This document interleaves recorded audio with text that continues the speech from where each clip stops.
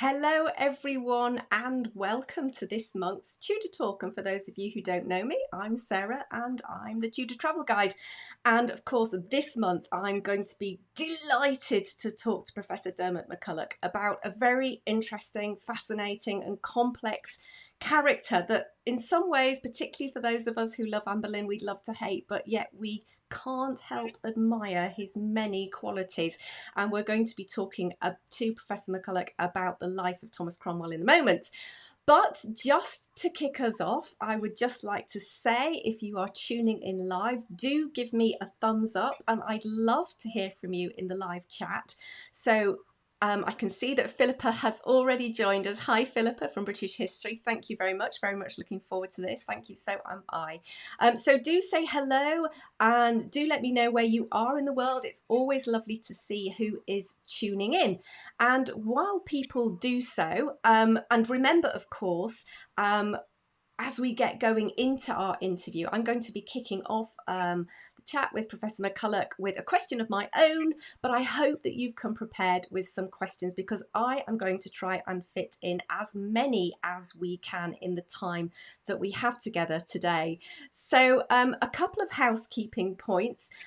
First of all, you may notice that there is a QR code up here that leads directly to my Instagram account. So if you're not yet following me on Instagram, you just have to put your mobile up to that QR code and that will take you through to my Instagram account. Do follow. And of course, if you're here in YouTube and you're not already subscribed to my YouTube channel, please do hit the subscribe button and the alerts, and then you'll be able to hear everything as it comes up and goes live. And I can see suddenly the comments are coming through. I think there was a little bit of delay on YouTube there, so I'm just going to say hello to a few people. So hi Catherine from the Tudor Tracker, lovely to see you, and Kat, one of my fellow bloggers there from Reading the Past, and hello Kathy in Augusta in the USA. Would much rather be there though. Okay. And hello Susan, and you're in Illinois in the USA, and we've got Louise from my hometown of Harrogate, sunny Harrogate. That's nice to hear that. And Sharon over there in Austin, Texas. We've got Melissa in Bavaria. Wow, I think you might be the first person I know from Bavaria tuning in. So welcome, welcome, welcome. And Susan from Southern California. Oh, everybody's coming in now. That's wonderful. That's lovely to hear from you. And Mary, you've already asked a question. So what I'm going to be doing, we have about 45 to 50 minutes with Professor MacCulloch today. I'm going to kick off by asking a question, but then I'm going to be keeping an eye on the chat and we're going to squeeze in as many questions as possible. So let me introduce today's guest. Well, of course, many of you will know that Professor Diarmaid MacCulloch is an English historian and an academic who specialises in ecclesiastical history and the history of Christianity. And many of you, of course, will have seen his work on TV around that. He is a multi-award winning author, and his 2018 biography of Thomas Cromwell, called Thomas Cromwell A Life, at least here in the UK. I think it might have Thomas Cromwell A Revolutionary Life in the US. Won prestigious praise, and I know because I've spoken to many of you how much you admire that biography of Thomas Cromwell. So without further ado, let me welcome Diarmaid to Tudor Talk. Hello. Hello, Sarah. Nice to see you. Yeah. Oh, it's lovely to see you. Thank you so much for joining us. And as I say, we've already got a question coming through, and I do urge you all to make sure that you put your questions down and I'll keep an eye on them. But I get the pleasure of asking you a question first of all. I have to admit, you probably gathered from my intro there that I'm a fan of Anne Boleyn and the Boleyns, and for a long time it took me. Well, I wasn't very keen on Thomas Cromwell, but I have definitely come to appreciate his qualities over time. And when I was reading your biography, I think one of the things I loved about it was his personality came through more. I learned some more of the details about the man, and I was particularly. It made me smile when I read about how he seemed to be able to entertain. Entertainment was very much part of how he networked and created influence. So my appreciation of Cromwell continues to grow. But I wanted to ask you, in your writing of his biography, how did you feel about him at the beginning? And did your feelings and appreciation for the man change over time? And if so, how? Well, I've been with the man all my academic career because, as you probably know, my supervisor was Sir Geoffrey Elton, who rediscovered Cromwell in a sense and made him at the centre of his world. So I grew up with Cromwell from my Cambridge days, and my opinion of him has always been fairly favourable. There are things that one can say are definitely not very creditable to the man. But going through his papers, as I did for 4 years, I frankly got very sympathetic with him. What I liked was the extraordinary energy of the man, the club ability. He was a man who made friends, and he was clearly very comfortable in his own skin. I liked that very much. The fact, for instance, that he called himself, when he had to take a title, a peerage title in 1536, he took the title Baron Cromwell of Wimbledon. Now, Wimbledon has a particular sort of connotation for us these days with tennis, but then it didn't. It had a different connotation. It was the great manor of Wimbledon, which belonged to the Archbishop of Canterbury, who just ceded it to Henry VIII, and Henry VIII gave it to Cromwell. But within Wimbledon, there was a hamlet called Putney, and Putney was where Thomas Cromwell was born. So what he was saying to the assembled snobbish peers of the House of Lords in England was, I'm from Putney. I don't care who knows it. I'm a Putney boy. And I thought, well, that's got style. He doesn't care that he's come from nowhere. And arch snobs like the Duke of Norfolk can bridle at that, but they can't do anything about it. So that's the sort of thing which I liked about him.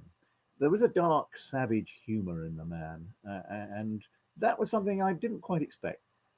How does that come out, do you think? What did you find in the sources that pointed towards that? I think that peerage title was one of the clues that here he's a man who is at ease with himself, and he doesn't care, in a curious way, what other people think of him. One of the other interesting pieces of evidence, which is not a document at all, it's his coat of arms. Now, you choose your coat of arms when you get a new one very carefully, and it says things about you. And what you notice, if you put his coat of arms next to another coat of arms, that of Cardinal Thomas Wolsey, he's clearly mirroring, echoing Thomas Wolsey's arms. Now, he'd been Wolsey's servant. Wolsey had given him his big break in public affairs. And he did this after the Cardinal's death. He took this coat of arms, which mirrored Cardinal Wolsey's arms, at a time when Wolsey was a non-person, disgraced, dead, no longer with any power at all. And yet, Thomas Cromwell said to the world, I'm Wolsey's man. I don't care who knows it. And I found that quite touching, but again, really rather splendid. And do you think he remained unblemished by court in that regard over time? Do you think he remained true to that? No, he didn't. You are blemished by Henry VIII's court. Henry VIII is the sort of man who makes good people do bad things. And he definitely made Thomas Cromwell do bad things, implicated in the increasing paranoia of the later 1530s, the executions, and so on. So, no, he wasn't unblemished, but who was? And all the time, there was a very complex relationship with the king. The king had made him as a public servant, and yet he knew how to deal with the king. I remember on one occasion, his old servant, Rafe Sadler, who'd become the king's servant, was now close to the king, wrote him a letter warning him about the king having made an impulsive decision about closing a particular monastery. It's actually the great house of Zion in Middlesex. And Sadler clearly knew that Thomas Cromwell didn't want it closed. So he said, well, His Grace has said this, but I know that with your accustomed grace, you will temper him the following day. In other words, you know how to change his mind. It's never an equal relationship, because this awful Stalin-like figure, Henry VIII, you can never be sure where he's going to go. But Cromwell managed it. Cromwell managed it for 9 years. Yes, and I'm dying to ask another question about how he managed to temper Henry's mind, and then I must actually move over to the chat because questions are coming through. But every time you speak, you make me think of another question I want to ask you. He took a leaf out of Cardinal Wolsey's book, and he knew that Henry VIII loved gadgets. So very often he would have a gadget prepared, some ingenious watch, for instance, or look at this, Your Grace, how about this? And that would be one way. But sometimes I think it was probably conversation. He'd say, well, this is very interesting, Your Grace. There's a problem here. I wonder what your opinion might be of it. And then, Henry, flattered at being consulted by his great minister, would express opinion. It would be back and forth. There would be a joke or two. And there was a possibility of changing the king's mind. Might not happen, but, it's worth trying. Thank you. So with that, I'm going to go to Mary James, who says, what parallels do you think there might be between Thomas Cromwell and Thomas Beckett? Thomas Beckett stuck his neck out in a way that Thomas Cromwell would not. That's what I mean, perhaps, by being besmirched by being at Henry VIII's court. On the other hand, he probably thought that Henry was doing the right sort of thing, whereas Thomas Beckett definitely did not, and opposed the monarch whom he'd regarded as a friend in the name of the independence of the church. Now, Thomas Cromwell did not believe in the independence of the church. I think on the whole, he had a low opinion of clergy. So they really are, frankly, chalk and cheese. And if you wanted a parallel with Thomas Beckett in the 1530s, you'd have to look at Cardinal Fisher, John Fisher, the Bishop of Rochester, who did stand up to the king admirably. Let's say it, admirably. And Thomas Cromwell did not. But he also had his own agenda. He was pushing forward a religious agenda, which was not quite the king's. And that would be one of the elements of tension, which would be going towards his fall in the end. Yes. Yeah. And again, I'm mindful of the questions that are coming through, but since you were talking about religious change there, was Cromwell absolutely at the centre of the dissolution of the monasteries? Is the blame, and I use that word very loosely, to be placed at his feet? No. Yes and no is the answer. He'd made his public career under Cardinal Wolsey dissolving monasteries. That was at the centre of his functions for the cardinal. The cardinal was building a legacy project, which was this gargantuan college in Oxford, which we now know as Christ Church. It was Cardinal College. And financing it would be via dissolving monasteries. So he got the skills then. But what he did with the cardinal was dissolve monasteries piecemeal, carefully. And that's what he wanted to do in the 1530s. And also preserve some of these monasteries as not monasteries, but colleges, so-called, of non-monastic clergy. And that's what the cardinal, you see, had done in creating Cardinal College, Oxford, and the feeder school to it, Cardinal College, Ipswich. So it's a much more complex story than seeing Cromwell relentlessly closing monasteries. Even in the last year, when the last monasteries went, there was a possibility that some of them would become colleges of secular priests. And of course, some were preserved. We just don't notice because they became cathedrals. And they're still there. 6 new cathedrals. And Cromwell's involved in that. So it is a complicated story. And once more, I'm not trying to whitewash him. This is a story of greed and stripping of assets, but there was also a reforming element in it. And you've got to balance those two things side by side. Thank you. Now I'm going to turn to a different character that was involved with Cromwell, and that's the third Duke, Thomas Howard, 3rd Duke of Norfolk. We've got a question from Catherine, one of my fellow bloggers. She says, I'm listening, it's in 2 parts. I'm listening to Professor MacCulloch's biography on Cromwell, and I'm interested in hearing his thoughts on Thomas Howard, the 3rd Duke of Norfolk. And then she says in another comment, open brackets, as I haven't got that far yet, and he's just made me laugh at what he said about Howard, exclamation mark. So I know Catherine is very interested in the Howard family, and I think she'd love to hear about, your thoughts about the interplay in Thomas Howard's role in Cromwell's fall. Yes, it is. Once I keep saying complex, but it's a complex period, and their relationship is complex. I think basically Thomas Howard deeply resented Thomas Cromwell because Thomas Cromwell had elbowed him aside at the head of politics at the beginning of the 1530s. And it has to be said, I'm sorry to say this to your questioner, Thomas Howard was an immense snob, biggest snob in all England. His family actually were not all that older than Thomas Cromwell's family, and they got their dukedom about the time that Thomas Cromwell was born. So all through the 1530s, you've got a man who deeply resented not being in power, but also a man with a lot of power still. That became apparent during the Pilgrimage of Grace in the 1536, when if anyone saved Henry VIII's bacon, it was Thomas Howard.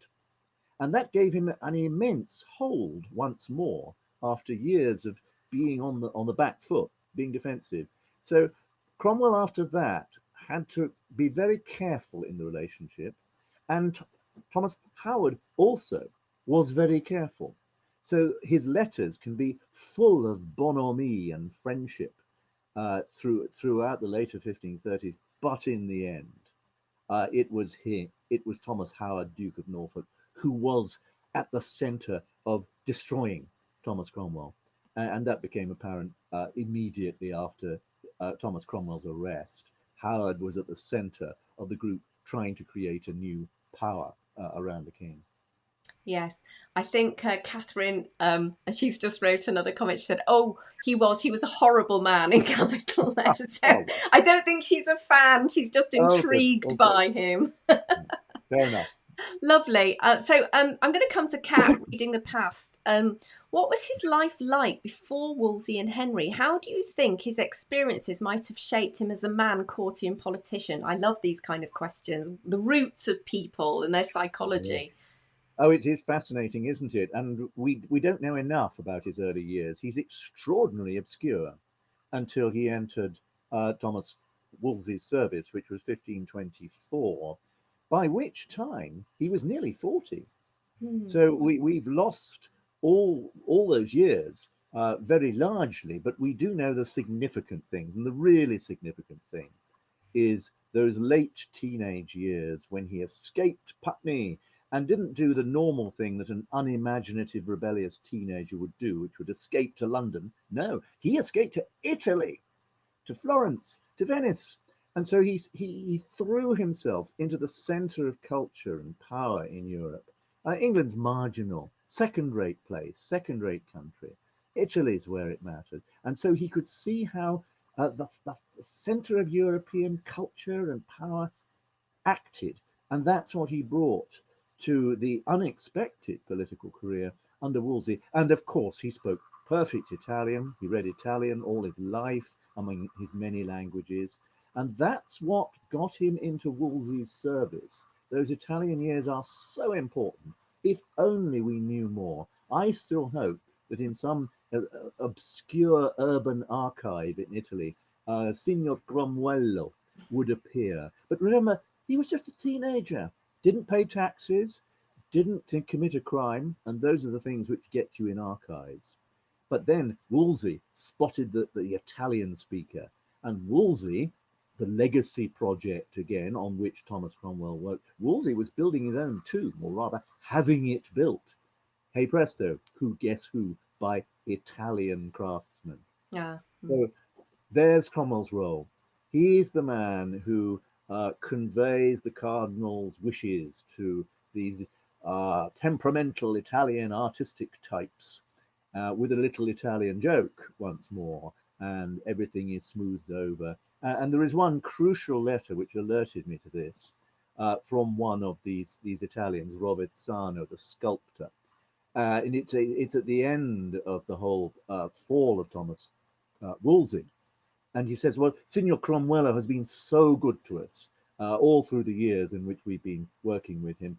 And the upshot, what he really wants to say is, can Cromwell get the money now you're falling? Can you make sure we get paid? That's brilliant. You were just, I mean, you were mentioning obviously some of the sources there, and we've got the European sources, we've got here in England. I mean, there must have been, when you set about writing this biography, there must have been a huge range of sources that you had to tackle. And I was just wondering how you went about sorting that and getting to the point where you felt that you know, had enough of a grasp of the man to begin to sit down and write. Yeah, well, there are all sorts of sources I've already mentioned, the sort of slightly offbeat ones, the hearing the peerage name, looking at the coat of arms. But at the centre of it all is his archive. In 1540, when he fell, his papers were confiscated, which is just a huge stroke of luck for us. And they still exist, mostly in the National Archives, but partly a section which was pinched from the National Archives in the 17th century by an antiquarist called Sir Robert Cotton, and they are in the British Library.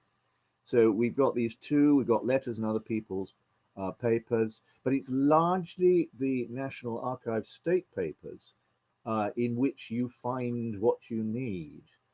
And that's what I did. For 4 years, I sat down with Cromwell's archive. And it was a very daunting task to start with. I felt, gosh, am I going to do this? Am I going through every paper? But you can. It takes you, let me assure you, 4 years. But once you're there, you've got the commanding heights. And I have written biographies before. I've written the biography of Thomas Cromwell. So I already had an archive at my disposal before getting back once more to this extraordinary wealth of papers in the National Archives. I will throw in one caution, though. We have only one side of a two-sided archive. You know, two sides, people write letters to you, you write letters to them. Well, all we have, virtually, are the letters which people wrote to him. And this is really puzzling. Because another archive confiscated at precisely the same time, that of Lord Lisle, we've got both sides. And Lord Lisle was a hopeless scatterbrain, completely incompetent. And if his archive could be so arranged, clearly Thomas Cromwell's was as well. What happened? I think that his household, when they heard he'd been arrested, sat up all night, burning half the archive, his letters out, the out tray, the sent mail, because they thought these were the things which would incriminate him before the king. It was a good try, didn't work. But what it's done is left us with half a vast archive, but vast it is. After 4 years, you really must have felt you've seen the man emerging. I can imagine that's a long time to spend with one person. Okay, we've got a couple of questions. I'm going to try and catch both of them. Sharon has said, if it's not apples versus oranges between Elton and Mantell, who do you think has the truest sense of Cromwell? And then somebody else, that's Wendy. Thank you, Wendy. What's your opinion on Mantell's take on Cromwell? So I thought I'd ask those two together. Well, actually, Elton and Mantell might have got on because they're both fans of Cromwell in one way or another. Sir Geoffrey didn't approve of novels, no, and he didn't really approve of biography. No, you can't have a biography of Thomas Cromwell. No, the sources are not right. But he would have liked Hilary Mantell's Cromwell, who is a thoughtful, cultured, subtle individual with a hint of cruelty, more than a hint. It's interesting that those who hate Hilary Mantell's Thomas Cromwell don't really like Geoffrey Elton's Thomas Cromwell either. They overlap, and Hilary read G.R. Elton a lot when she was beginning to think about this biography, which her biographical novels, which is years ago. She's always had that project in mind, and I'm a fan of hers. And when I'd read Wolf Hall, I wrote a fan letter to her. We'd not been in touch, but I said, look, I want, this is a great novel. It's just won the Booker Prize, but I want to tell you, this is the Tudor England I recognize. And I gasped at the detail you knew. So she was pleased. Oh, and we become friends as a result, and we swap stories, and we kept in touch as we were writing our respective books. I How said, well, wonderful. I've got up to May 1534 today, and that made her laugh, because a novelist doesn't write in that linear way like most historians do. But yeah, novels are not history. Thank you. Thank you very much. Now, let's come on to the subject of Cromwell and Anne Boleyn, subject close to my heart, of course. And I first of all, I had a question, then that's going to lead into a question by Denise. So thank you for that. So on the face of it, you might think Thomas Cromwell and Anne Boleyn, Cromwell was promoted by the Boleyns. Maybe there was a good relationship between them. Was that the case? Were they two people who ever got on, or did they just tolerate each other? And that's the first question. And then I'll come and ask Denise's. Right. No, they didn't get on, and they never got on. And this is actually one of the surprises for me.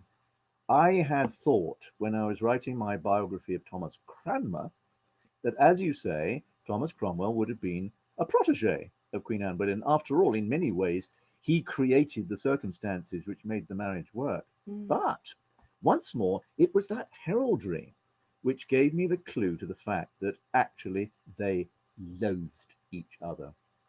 Who would be annoyed by a coat of arms praising Thomas Wolsey in 1532? Anne. This was a deliberate kick in the teeth to Anne and also the Duke of Norfolk, for the very good reason that they had destroyed the cardinal. They had hounded the cardinal to his disgrace, and in the end, you might say, to his grave.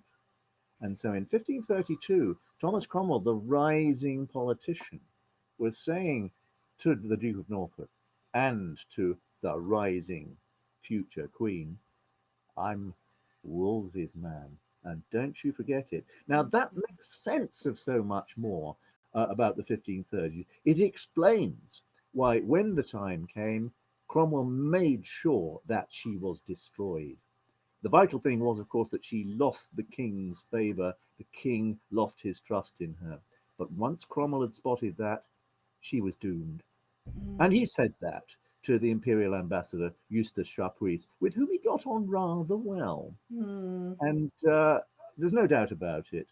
It just makes sense. And it's, I suppose, unexpected, because undoubtedly both Cromwell and Anne were convinced supporters of the Protestant Reformation. Yes. And naturally, everyone actually from the mid-16th century has supposed that they were allies.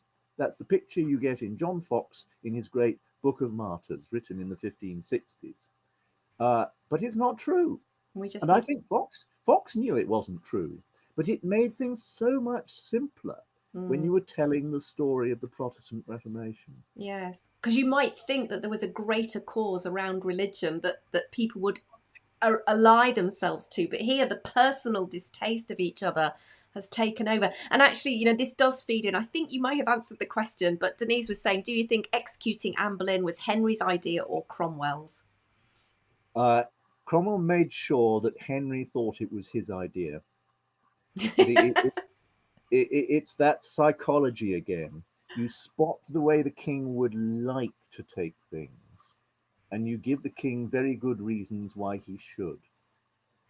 But of course, once more, it's the psychology of Henry VIII. Dreadful man. The more you read about him, the closer you get, the more you dislike him. Well, the thing about his psychology is, if he really esteemed you, and then you did things which he regarded as treachery, he hated you. And that was the case with Thomas More. It was the case with Anne. It's a great tempestuous love affair. And he adored her and wanted her. And then she wasn't as much fun when she was a wife. And then she was just too clever. And then things went wrong. And then Thomas Cromwell's moment had arrived. And as you say, he went in for the kill completely. I love this question from Beverly Fletcher. Such a good one, Beverly. Still going through your excellent work on Thomas Cranmer. With whom would you rather have dinner, Cranmer or Cromwell? Oh, I think Cromwell. Cranmer, it would have been a nice evening and we could have talked scholarly things. Cambridge man, you see, like myself. but Cromwell would have just been fun. And there are lots of old ladies who wrote to Thomas Cromwell after dinner saying, "What a fun evening we had." He clearly was very good with widows. And he had a nice group of musicians, so you'd have a good evening's entertainment in the background. Mm. I know he'd have been great fun as long as you weren't scared of him. And there would be lots of very good reasons for being scared. You'd have to watch your step a bit. But there were certain people who I think were sort of okay. London merchants. I mean, because he went back to the time when he was himself a minor London merchant. So that circle stayed with him. And you get informal letters from such people. And people who had been friends before he was powerful. They remained friends. And I think Yes. they were a sort of touchstone. And the other group who had a fairly free pass from Thomas Cromwell were slightly rackety young men. And I don't think this is a sexual thing. No. I think he'd got a soft spot for rackety young men who reminded him of himself His when youth. he was young. Mm. And very often he gave them the time of day when their angry relatives did not. Yeah, interesting. I must admit, reading your book, that was the one of the aspects of Cromwell that really came out to me. His how convivial he was, how he networked and kept friends, and he could always be calling on people Mm. all over the place. Yeah. There was always seemed to have a friend to lean on. Mm. I'm just going to ask Diane. Diane, I'm not sure about. I've completely got your question. I shall read it out, but it may be that you need to just be a bit more specific. So Diana said, which man was, in your professional opinion, was the most cunning, clever, educated, or used? And then it cuts short. Diane, do you think you could repost your question? I'm just not quite sure what you're asking or which man we're talking about. Cranmer, Cromwell, Henry, Cromwell, not sure. But if you repost, Diane, we'll ask again. So, yes, now what was I wanting to ask? There was something I want to talk about Cromwell's fall, really, and the perfect storm of events. Can you describe, because again, that seemed quite complicated. There seems to be lots of different threads to that, little like Anne's maybe, lots of different things that had to happen at the same time. Can you unpick some of those and explain how Cromwell became so vulnerable? Yeah, he was making enemies. Members of the old nobility, particularly, resented him from the start. So the only thing which would preserve him through that was constant success with the king, and that role with the king mattered hugely. But you can see him rather like a juggler from the 1539 onwards, really sort of desperately trying to keep all these balls in the air and making mistakes. But the biggest mistake was one which shouldn't have been a mistake, and that was providing the perfect wife from abroad, which meant that she wasn't a member of the English nobility. That's really important for Thomas Cromwell. But also from a royal dynasty or a ducal dynasty, which wasn't associated with the Pope, which might feed into the Reformation.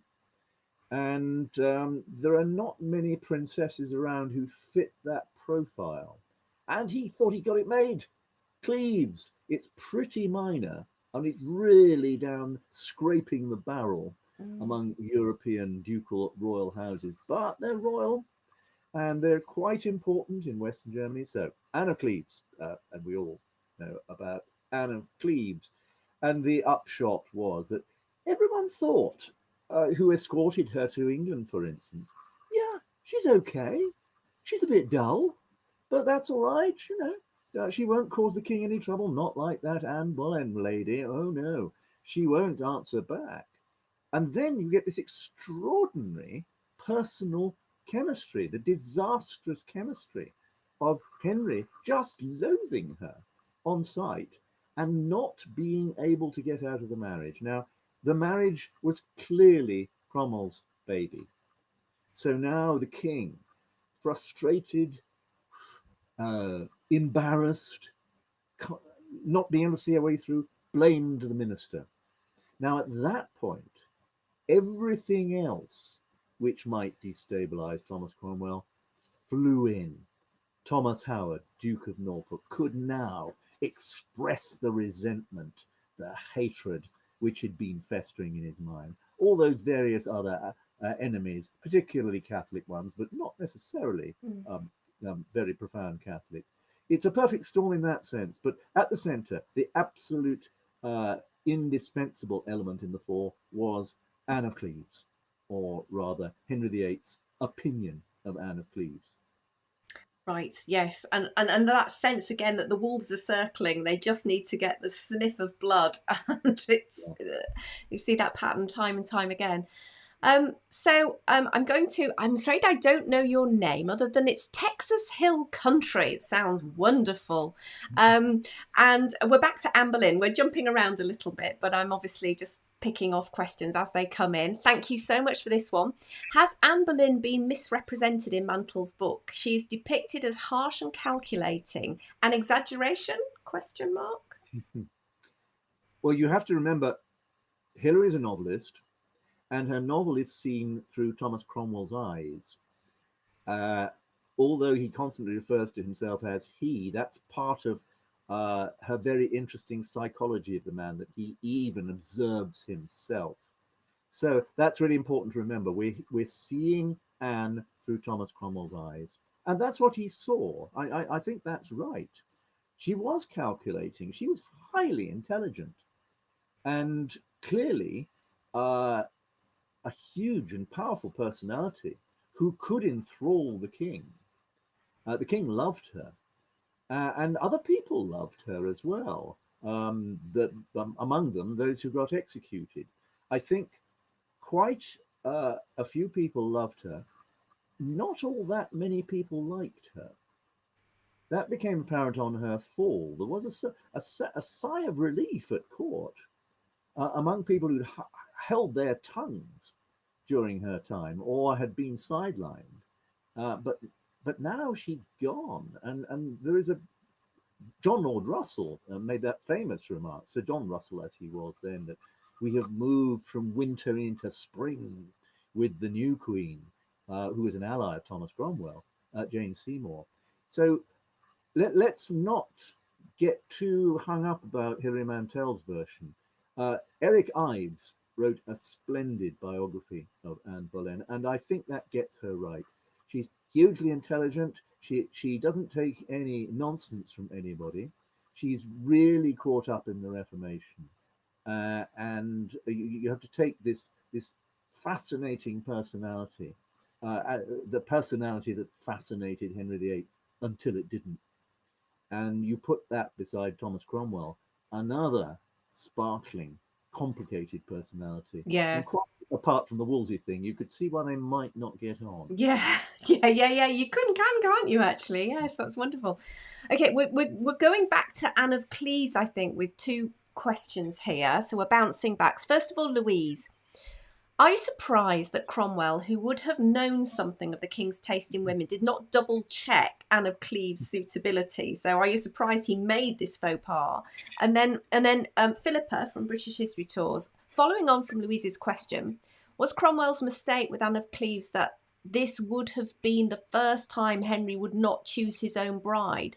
Politics as opposed to lust/love as before? Two very interesting questions. I think the problem for Thomas Cromwell calculating the king's taste in women is that the king's taste in women constantly changed. Look at all the wives. There is Catherine of Aragon, dutiful, quite competent, very pious. And then you go to an entirely the opposite sort of woman, Anne Boleyn. And then you go to an entirely the opposite sort of woman again, dutiful, not a word out of place, da da da da. And what next? What next? That's the trouble. Yeah. And this time, as your second question has suggested, it's high politics that play in, and for the king as well. I think the king this time round said, right, I've got to place my realm very carefully amid the increasingly dangerous international politics of mainland Europe. So Cromwell, get me a wife. Actually, I might go for a French one. No, no, don't like the French one. No, oh, the Duchess of Milan sounds good. Look at that portrait. Whoa. But no, the Duchess had more sense than to become Mrs. Henry VIII. Mm. And so you go through all the available female royals and ducals across Europe, and you get down to Cleves, and it just seemed fine. And her portrait, the famous Holbein portrait, is not much different from the portrait which the Cleves folk Mm. had painted of her. Mm. That was what she looked like, and it's not bad. Mm. And all those reports back from the English envoys sent to her again said, "Look, she's fine. Yeah, she'll do very nicely." And so it's this mysterious chemistry in Henry VIII, which was about sex. And that, of course, is something else I could have said and will say now, that at the heart of the failure of Thomas Cromwell was the fact that he had humiliated the king sexually, and did so in a very formal way. The only way the king could get out of the Cleves marriage was to get an annulment. That is to say, the marriage had never taken place, and the only grounds that he could get an annulment were impotence, sexual impotence. He couldn't perform with her. And can you imagine Mm. Henry VIII having formally to stand in front of a table full of po-faced clergymen and say, "I can't get it up with Anne of Cleves"? And yeah, that simply explains Thomas Cromwell's fall. He humiliated the Yeah. king. Very personal. Yes. Lovely. Thank you. What a great answer. Thank you so much. Um, so I'm going to ask one of my questions again now. Who do you think between Wolsey and Cromwell was the most accomplished statesman, and why? I think Wolsey. Wolsey was an extraordinary all-rounder, and he took initiatives in domestic policy, the Court of Chancery, for instance, making that very much more important, enclosure commissions, tidying up government. In many ways, Thomas Cromwell simply copied all that.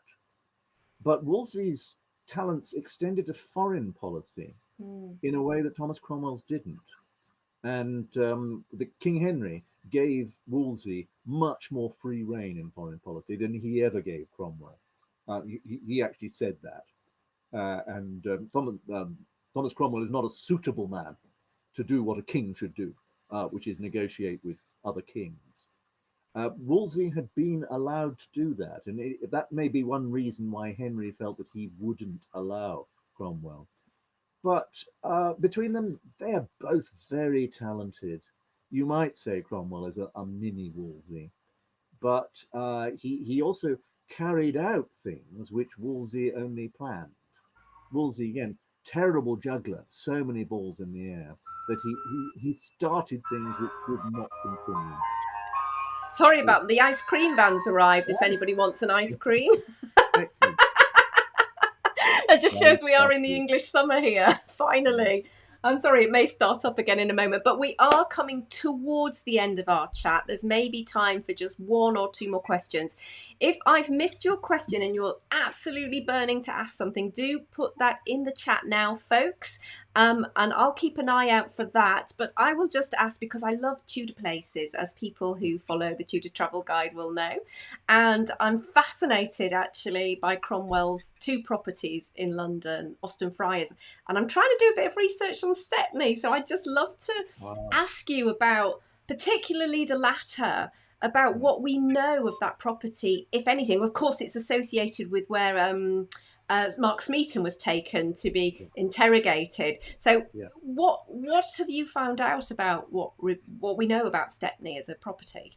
Stepney was a country house, and it was a country house built by someone of a generation before Thomas Cromwell, and it remained like that. We know that the house existed up to the 18th century, and it was described then as a timber building. So you're looking at a late medieval country manor house, and Stepney is a country place. It's a village. That's why he wanted it.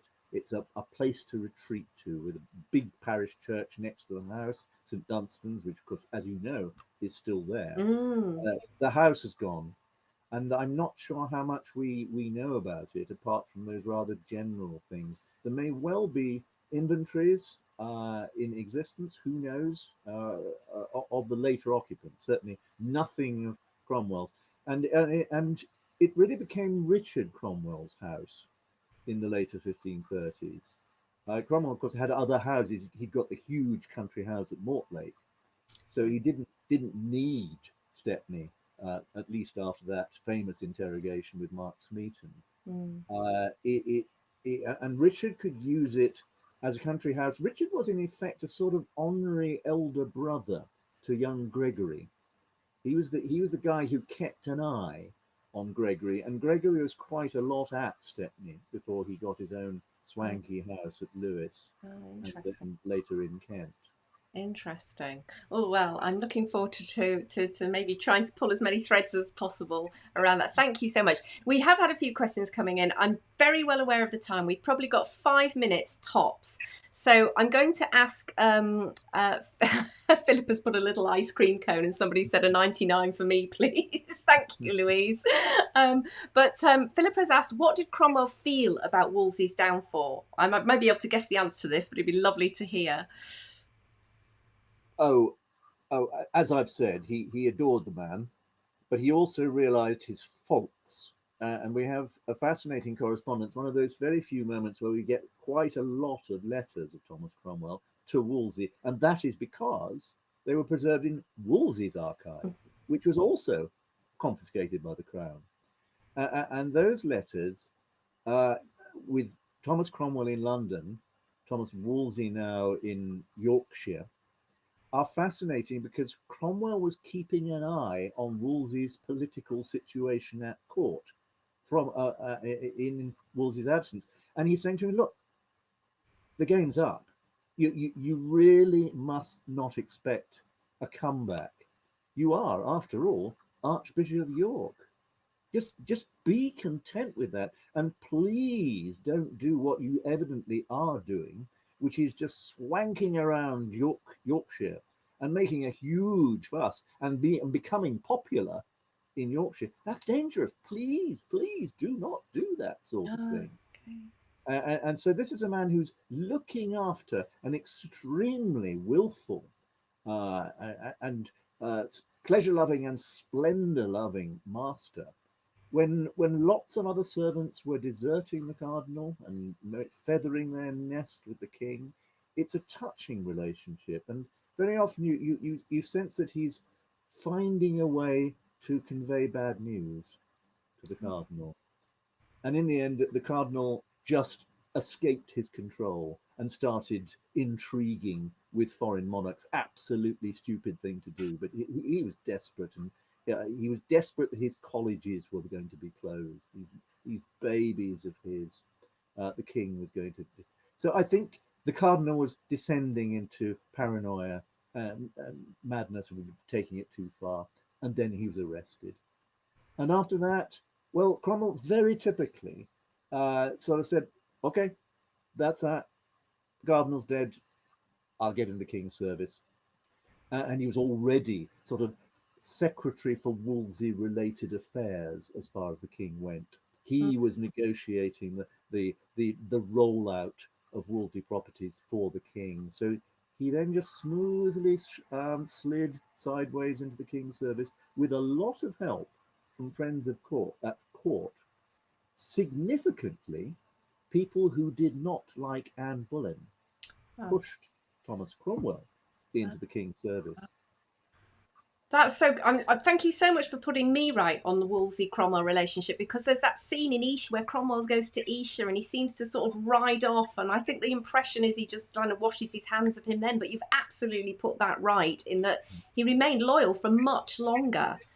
Oh yeah, why he rode away from Esher was that he was determined to go up to London to become an MP, and he did. And when he was a member of Parliament in the 1529 Parliament, he was there to defend Wolsey's interests. Right. People said that. They said it's extraordinary. Master Cromwell is defending the cardinal. Really dangerous thing to do with the cardinal is in headlong disgrace by that stage. And I think, and this can only be speculation, that this rather endeared him to Henry VIII, who saw a loyal servant standing up for the former minister, whom the king was still very ambiguous about. It was the likes of Anne and the Duke of Norfolk who were pushing the cardinal's downfall, but the king all the time was thinking, well, should I listen to them? Should I listen to young Master Cromwell or whoever? And thinking of his own affection for the cardinal. It's a very complicated situation, but the Esher ride is a move for his master, not against him. So there is a man with integrity and loyalty. And I'm going to finish with this very last question. And it's a very quick answer, because moving on to somebody who apparently seems to have no integrity and loyalty whatsoever, Richard Rich. Gail Beers has asked, has anyone written a biography of Richard Rich? This is a question I'd love to ask you actually as well, as he was awful as portrayed. Is he as awful as portrayed? In respectively, yes to that, he was awful as portrayed. No. Very significantly, no one has tried to write a biography of Richard Rich. Now, this is really odd, because not just because he was detestable, but he founded a major school, Felsted School. And you'd think that some old Felstedian would have put himself to writing a biography, and no one has. You look at his career, and it's so toadying, so just generally unpleasant. Yeah. There is the betrayal of More. There's the betrayal of Cromwell a bit. There's the relentless grubbing at monastic lands. And people said that at the time. If you look at the Lisle letters, which we mentioned earlier, that they're full of annoyance at Rich, who was constantly using his position in the office dissolving monasteries to do down other people and get money. No, Rich is the unredeemable man at the Tudor court, I think. Well, I was going to say, do you fancy writing a biography? No, on that note, though, what is your latest project? This is our last question. What are you working on? What can we look forward to? I'm afraid that I'm a very promiscuous historian, and I jump around all over the place. So I've done Cranmer, I've done Cromwell, I've written books on Edward, I've written Christianity, and it's that other big strand that I'm going to do next. And next is sex. Ooh. The book is Sex and the Church, a History. And it takes you from before the time of Jesus Christ to the present day, that very complex, vexed relationship between Christianity and sex and marriage and the family. That's my project. I'm in the middle of it, and it's probably 2024 that you'll see a book out of that. Oh, thank you. Another complex subject to unravel. Good luck. We shall look out for that. So with that, I just want to say thank you so much. It's been really fascinating. I've learned a lot, and I'm sure that our audience have too. And I know people have been saying thank you. Thank you. So with that, yes, thanks so much. And I'll just stay and finish up with